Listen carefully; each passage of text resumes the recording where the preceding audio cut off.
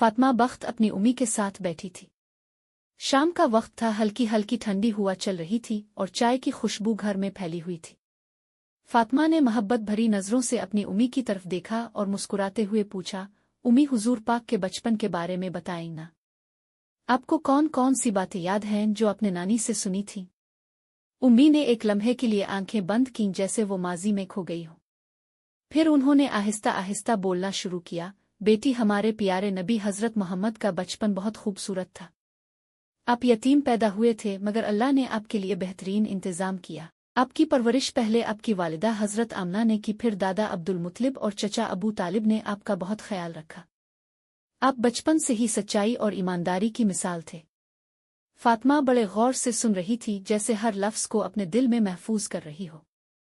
उम्मी ने मजीद बताया, हुजूर पाक बचपन में बकरियां चुराते थे और हमेशा दूसरों की मदद करते।